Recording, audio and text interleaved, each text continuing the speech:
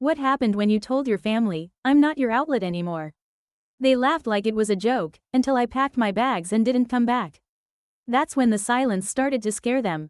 It wasn't some big dramatic scene. No slammed doors, no screaming match, just one sentence over breakfast on a cloudy Thursday morning.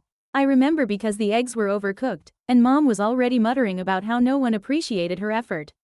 I said it like I'd been thinking it for years, which I had.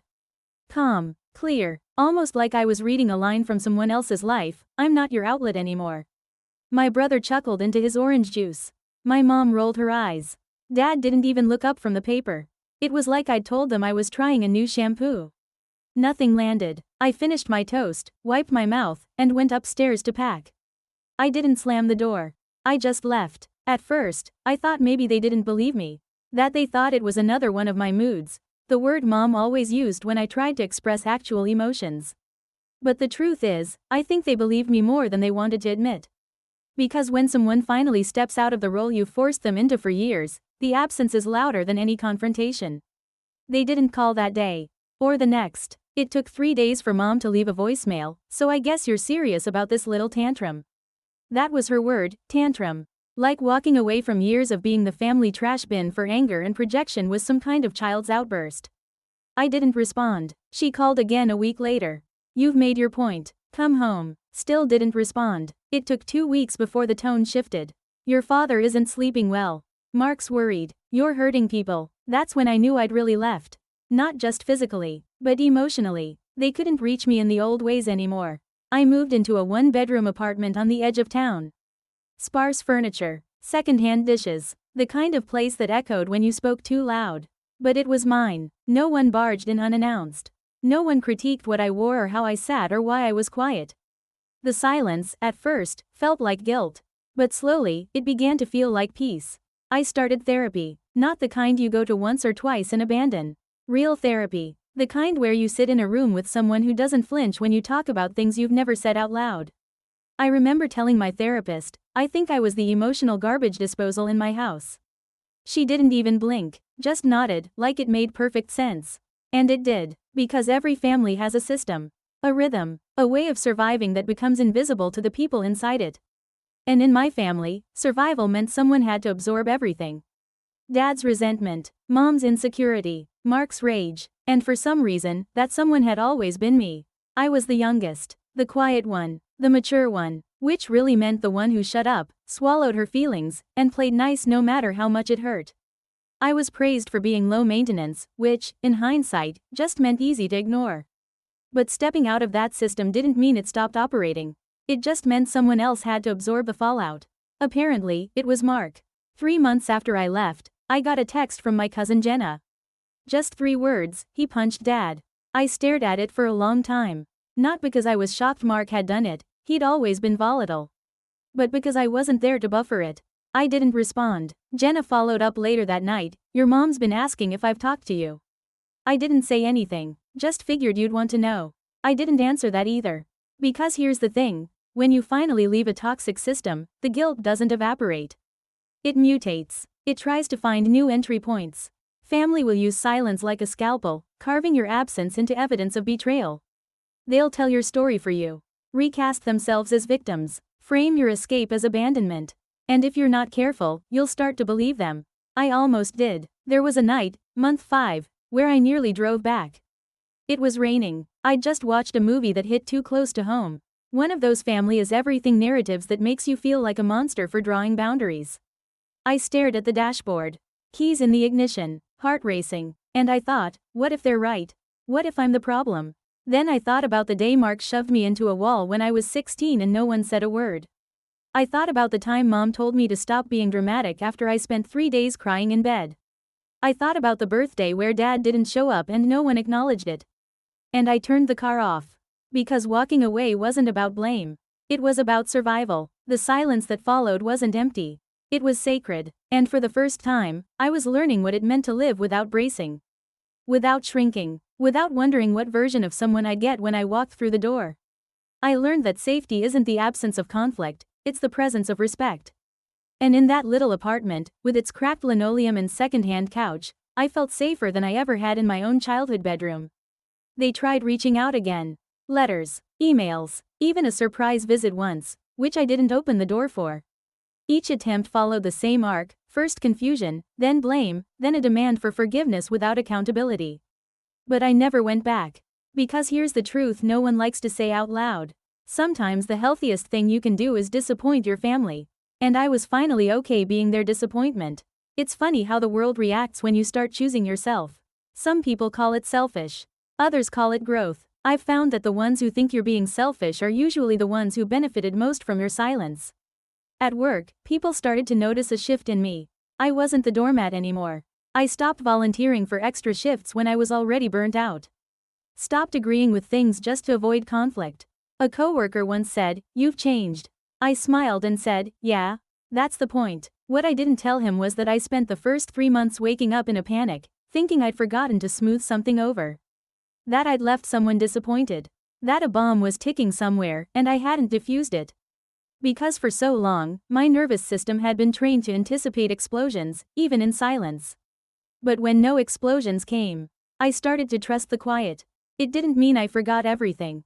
I remembered it all, like muscle memory. I remembered the way Dad used to sigh every time I opened my mouth, like my voice was an inconvenience. I remembered the way Mom weaponized her tears, making every issue about her, until I was the one apologizing for being hurt. I remembered how Mark would act like my pain was performative. "You're not really upset," he'd sneer. "You're just trying to get attention." And maybe worst of all, I remembered how normal it all felt. That was the hardest part. Not what they did, but how natural it had become to be mistreated.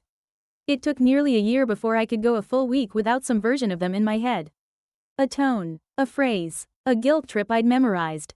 The echo was always there, waiting to fill the silence. But little by little, I replaced it. With laughter that didn't come from obligation. With friends who didn't flinch when I said no. With routines that didn't revolve around anyone else's moods. And then, out of nowhere, Mom emailed me. The subject line was one word, talk? I didn't open it right away. I let it sit in my inbox like a loaded weapon. Because by then, I'd learned something important. Sometimes the most dangerous moments come dressed in peace offerings. Sometimes let's talk really means let me rewrite history so I don't have to face myself.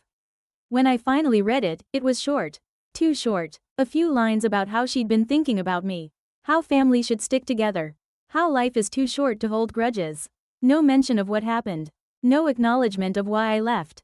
No recognition of the role she played, or let others play. It was a peace treaty with no terms. And I didn't answer, not out of anger, but because some conversations aren't safe, even when they're calm. Because let's talk isn't always about resolution. Sometimes it's just a trap to get you back where they can control the narrative again. And I wasn't stepping back into that theater, just to play the villain in someone else's story. Instead, I kept living. I adopted a dog from the shelter, a quiet old mutt who'd been returned twice. We understood each other immediately. We didn't need to perform. Just sit, just breathe, just be. And in the mornings, when he curls up beside me and snores like a freight train, I smile. Because peace doesn't always come with fanfare. Sometimes, it's just the absence of fear. The absence of guilt. The soft hum of a life you built yourself. Brick by brick, truth by truth. That's what I chose. And I've never once regretted walking away. One night, almost 2 years after I left, I ran into Mark. It was in a grocery store, of all places.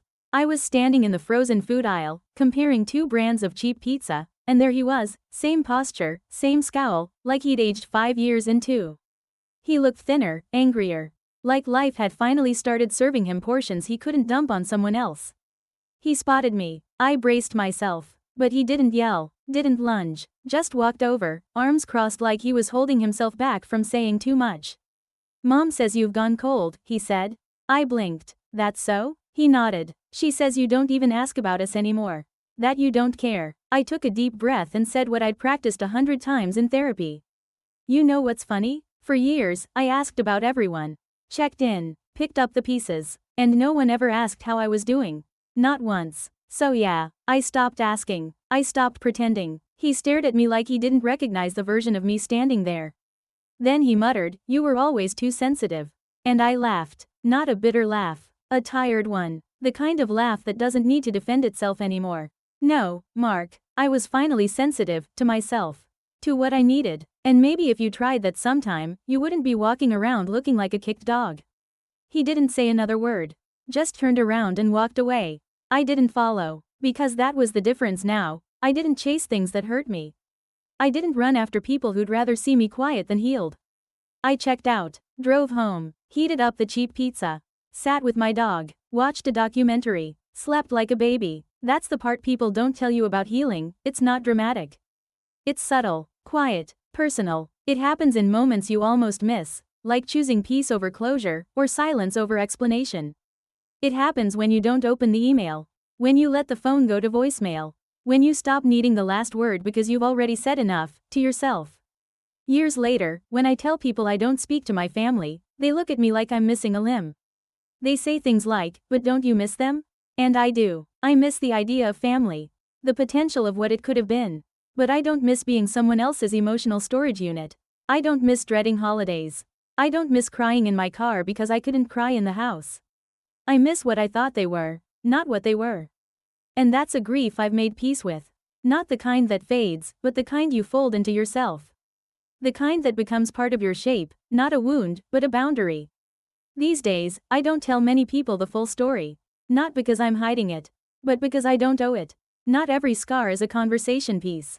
Some are just reminders of what you've endured, what you escaped, and how much quieter life is when you stop letting other people scream through you. I'm not their outlet anymore. And I never will be again. Last month, I got a letter. A real one. Handwritten. No return address, but I recognized the handwriting before I even opened it. My mother's. Sharp cursive, just a little too neat, like she practiced each word before writing it down. I sat with the envelope for an hour. Not out of fear, but choice. I wanted to be sure I was reading it from where I am now, not from the scared, accommodating version of myself she used to know. It started with a familiar line, "I've been thinking about you." No apology, no acknowledgement, just a tidy string of memories, curated like a brochure, summer trips, inside jokes, the year she made my costume by hand. As if nostalgia could rewrite history. As if enough warm moments could erase what followed them. There was a part near the end that said, "We weren't perfect, but we were still family. And family forgives." I folded the letter carefully, placed it back in the envelope, and tucked it in a drawer I rarely open. Not because I was angry, but because she was right about one thing: we weren't perfect. She was just wrong about what that meant. For her, imperfection was a free pass. A way to avoid consequences. For me, it was the beginning of clarity, the moment I stopped expecting them to become people they never tried to be. I don't hate them. I don't wish them harm. I just don't want them in my life. And that's not cruelty. That's self-preservation. The best part? No one had to understand it but me. I think about that sometimes when I'm walking home in the evening, keys in one hand, grocery bag in the other, the air cool and clean. I think about how different peace feels when you've earned it. Not inherited, not begged for, earned. I still have hard days. Triggers I didn't expect. Dreams where I'm back in that house, trying to speak and no sound comes out. But even in the worst moments, I never question whether I did the right thing. Because now, when I look in the mirror, I see someone I fought for.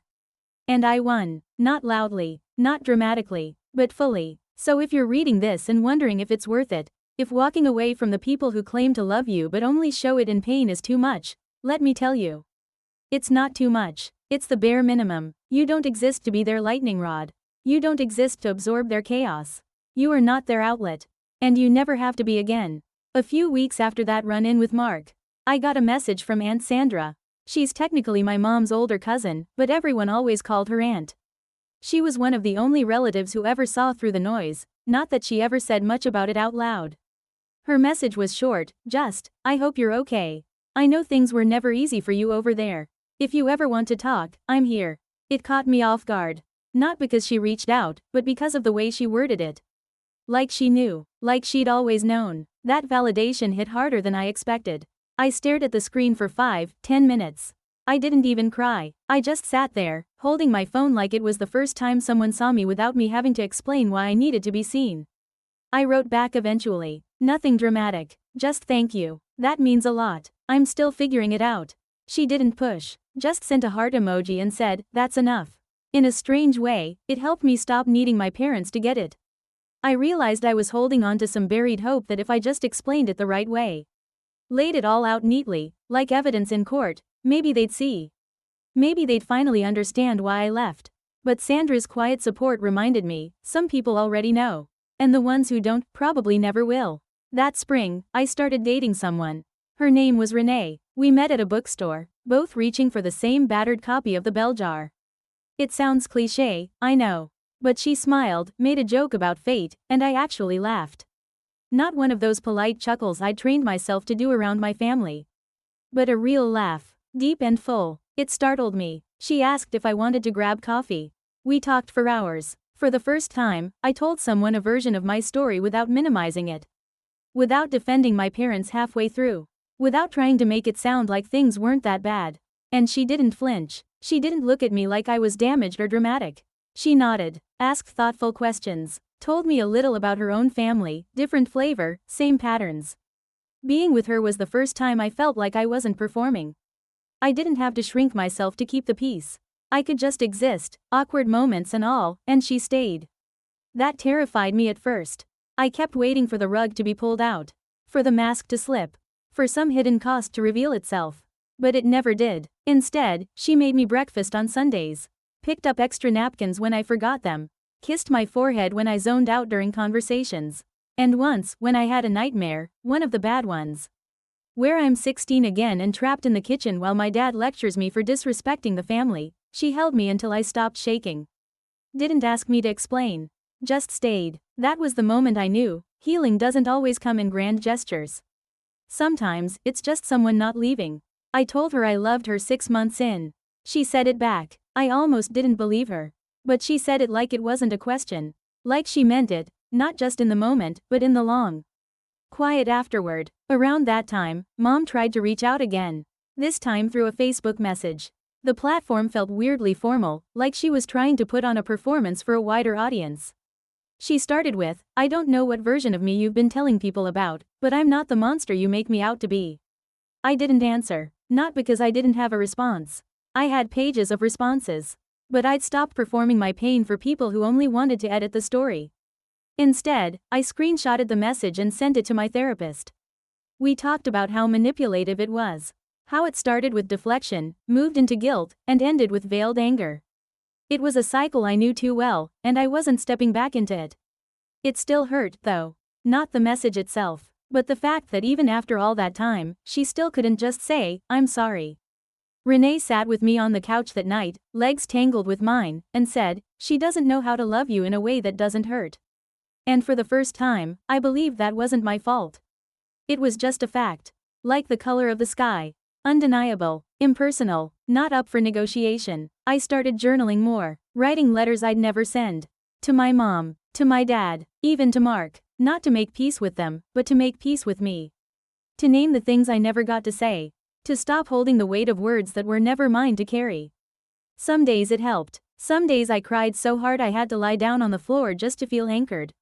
But I never stopped, because the truth is, healing isn't a destination. It's a process, a choice, over and over, to keep showing up for yourself, even when the world taught you not to. To choose your own voice over the echo of theirs. To stay free, even when freedom feels lonely. And it does, sometimes. There are still family gatherings I'm not invited to. Still cousins who don't know what really happened. Still whispered conversations about how I changed. Still people who think I just gave up. But here's what they don't see. I didn't give up. I chose me. And I've been choosing me every day since. Renee helped me paint my apartment one weekend in late summer. It was the first time I'd changed anything about it since moving in. Not because I didn't care, but because for a long time, I was afraid to claim the space as mine. Like if I made it too permanent, I'd jinx something. As if any day, someone might knock on the door, tell me I'd overstayed my welcome in this piece, and drag me back. But Renee brought over 3 cans of this soft sage green, not too bright, not too dark. "Trust me," she said. "It's calm without being boring." We moved the furniture, laid out the tarps, laughed through the mess. It was the kind of day where nothing big happens, but you remember it anyway because everything feels safe. Halfway through painting the wall behind my bookshelf, I stopped and looked at her. She had a smear of green paint on her cheek, her hair tied up in a loose knot, and she was humming something under her breath. "I don't think I've ever had a day like this," I said. She looked up. "Like what?" Where I didn't feel like something bad was about to happen. She smiled, not with pity, but understanding. That's how you know you're getting better, when peace feels more real than fear. Later that night, after the paint dried and the windows were open to let in the cool air, We sat on the floor, eating takeout. She reached over and touched my knee. You ever think you'll talk to them again? I didn't answer right away. Not because I hadn't thought about it, I had. Hundreds of times. But because the answer kept changing. At first, I thought maybe time would smooth everything out. Then I thought maybe therapy would help me be strong enough to face them. Then I thought maybe I didn't need them at all. Now, I just said, if they ever showed up as people I could trust, maybe. But I'm not waiting on that. She nodded. That's fair. And that was it. No pressure. No advice. Just space to speak the truth out loud. That's the thing about people who are safe, they don't rush your healing. They don't need you to pretend you're fine. They just make room. A few months later, I found out my dad had a minor stroke. Mark texted me, thought you'd want to know. I didn't respond. Not out of spite, I actually felt something. Sadness? Maybe. Regret? I'm not sure. But it didn't come with an urge to fix anything. Just a quiet wave of recognition that time was moving on, whether I was part of the family story or not. And I was okay with that. I lit a candle that night. Not for him, but for the version of me that once believed I was responsible for everyone's health, everyone's mood, everyone's happiness. That version was gone now. Buried, maybe, or just resting. Either way, I didn't carry her anymore. The years kept moving. Renee and I moved in together. I started leading a workshop at my local community center, writing for healing. People came in with all kinds of stories.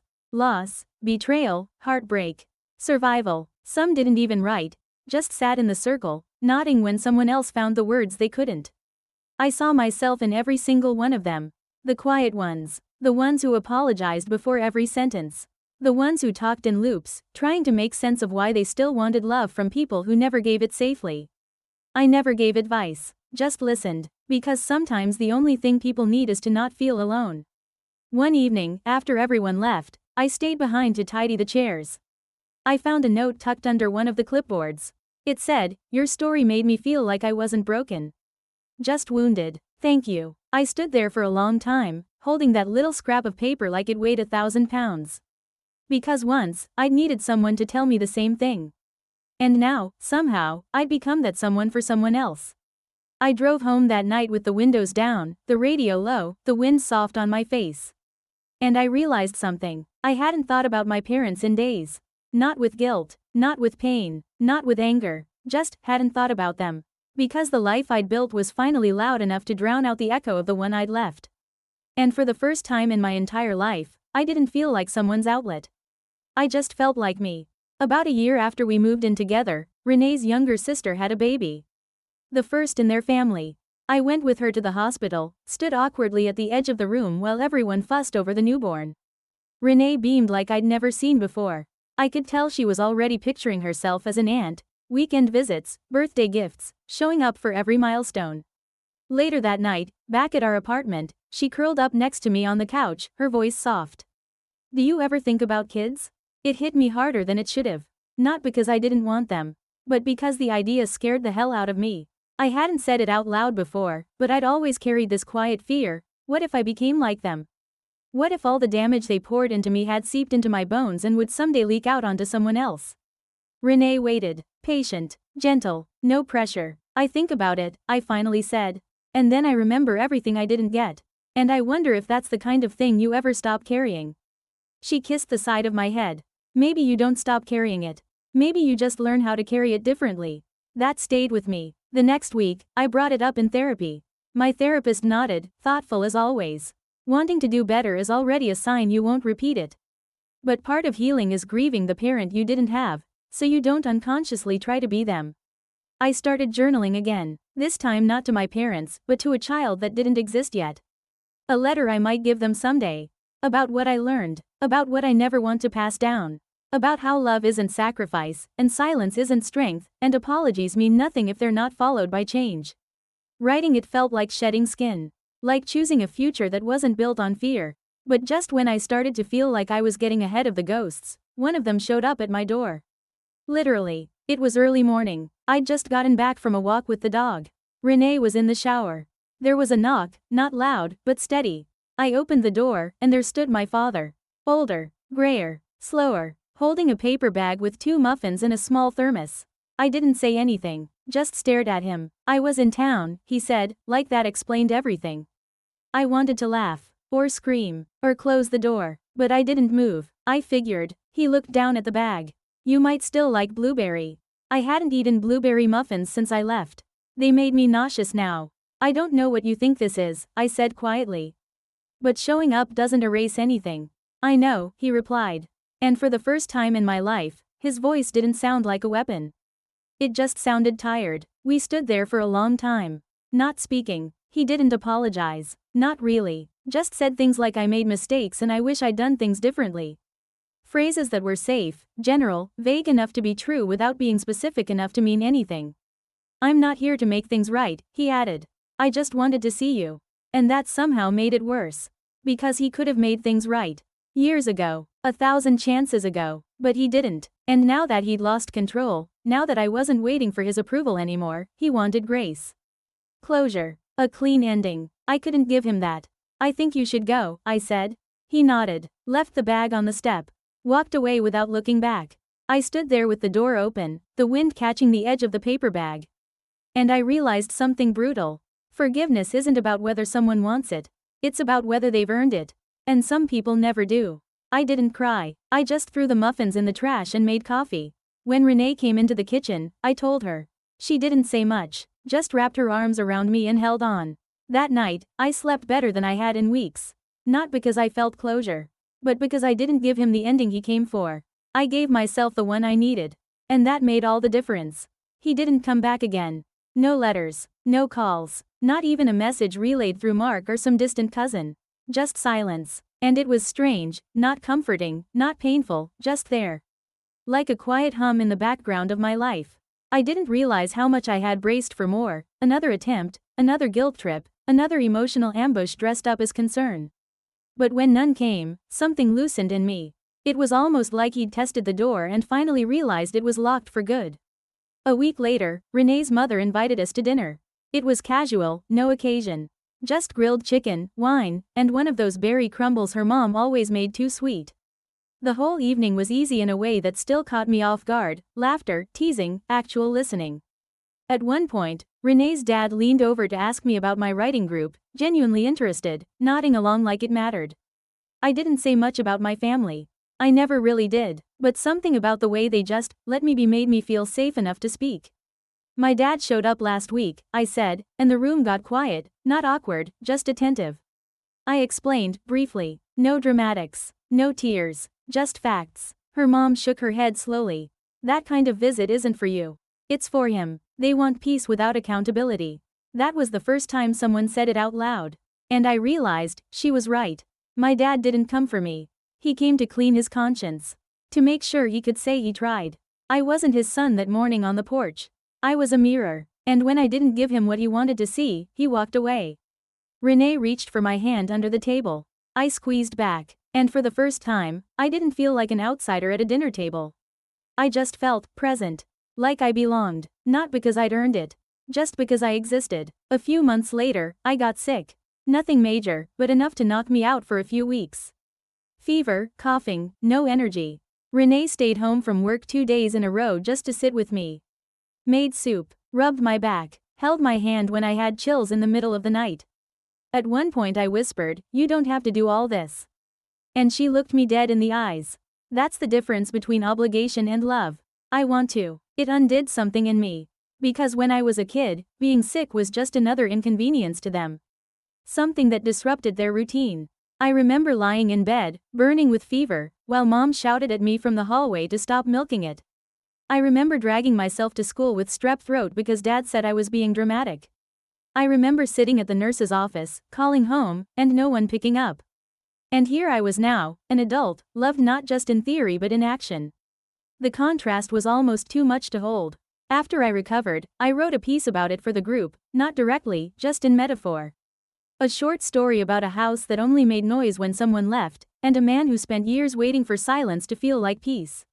When I read it out loud, the room was still for a long time. Then a woman named Clara, who'd barely spoken in weeks, whispered, "That's the first time I've heard someone describe what I feel and not make it sound like a failure." That's when it hit me, the pain I came from wasn't unique. But what I did with it was. And maybe that was the point. Not to erase it, not to rewrite it, but to repurpose it. Some days I still wake up with that old tension in my shoulders, like I've braced for something that never came. But now I stretch, breathe deep, make coffee, kiss Renee on the cheek before she leaves. And I let the quiet stay quiet. No need to fill it. No need to fight it. I've stopped checking for messages. Stopped rehearsing answers for conversations that'll never happen. Stopped needing people who don't want to understand to finally understand. Because healing, it turns out, isn't about getting them to change. It's about deciding they don't get to change you anymore. And when I finally accepted that, the story shifted, not into a happy ending, but into a life I could actually live. A few days before my birthday, a card showed up in the mailbox. No return address, just my name, in handwriting that made my stomach clench before I even touched the envelope. I knew immediately, Mom. Not because of the writing itself, but the way my body reacted to seeing it. Like it was 13 years old again and bracing for a trap hidden under politeness. Renee found me standing in the hallway with the envelope still sealed. Do you want to open it? She asked gently. I shook my head. Not right now. She didn't push, just nodded and walked back to the kitchen. I sat on the couch for nearly half an hour holding that card, trying to decide if the contents would ruin my day or just confirm what I already knew. Eventually, I opened it. It was a Hallmark card. Cheap, floral, the kind of thing you'd grab on impulse without much thought. Inside, she'd written, Happy birthday. I hope you're well. You'll always be my son.